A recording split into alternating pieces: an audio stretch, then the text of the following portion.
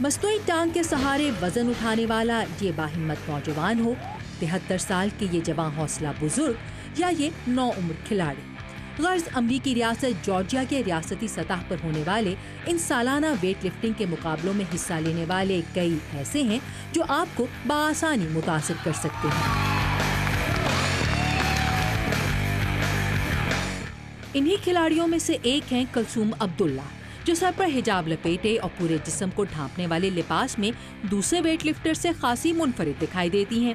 اس Pakistani American wait lifter نے international weight lifting federation سے خواہش مند ویٹ لفٹرز کے لیے مختصر لباس کی جگہ پورے جسم کو ڈھانپنے والے لباس میں اولمپک مقابلوں میں حصہ لینے کی اجازت حاصل کر کے تاریخ میں ہمیشہ کے لیے اپنا نام رقم کروا لیا۔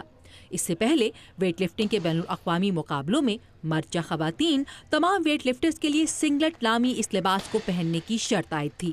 اس فیصلے پر خواتین کی U S national weight lifting champion Kelly Williams سمیت کئی لوگوں نے کچھ تحفظات کا اظہار کیا۔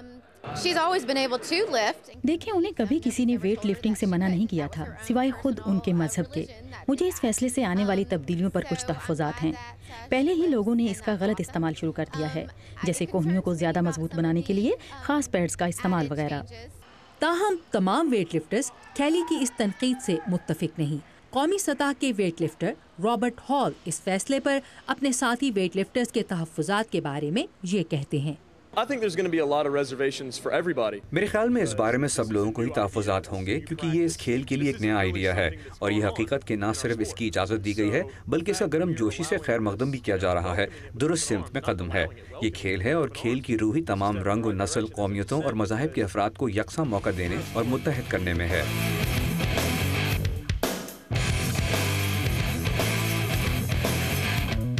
ویٹ لفٹنگ کا شوق پیدا ہونے سے پہلے تائیکوانڈو میں بلیک بیلٹ حاصل کرنے والی کلثوم کا ویٹ لفٹنگ کا سفر شروع ہوتا ہے اٹلانٹا کے اس جم سے۔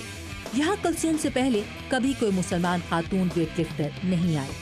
کلثوم کا کہنا ہے کہ انہیں اپنی درخواست پر اس فیصلے کے بارے میں زیادہ سوچنے کا موقع ہی نہیں ملا۔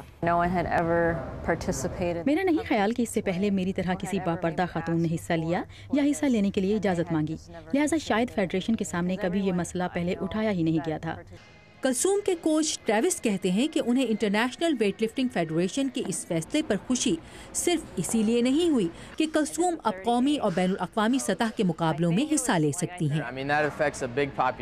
اس سے ایک بڑی آبادی متاثر ہوگی۔ دوسری مسلمان خواتین بھی اب ویٹ لفٹنگ میں حصہ لینے کا سوچ سکتی ہیں۔ دنیا میں ایران سمیت بہت سے ممالک کی اب تک خواتین ویٹ لفٹنگ کی ٹیمز نہیں ہیں اور بہت ممکن ہے کہ اس فیصلے کے بعد وہ بھی اپنی ٹیمز بنانے کا سوچیں گی۔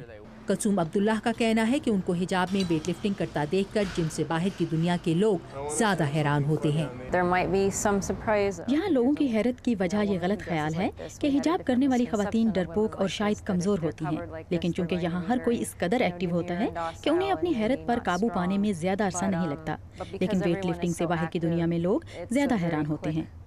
کلثوم عبداللہ کی پاکستان کے قومی رنگ کے اور چاند تارے سے سجے کپڑوں میں بین الاقوامی مقابلوں میں شرکت کرنے کی خواہش 2011 کی world wait lifting champion ships میں پاکستان کی نمائندگی سے پوری ہوئی۔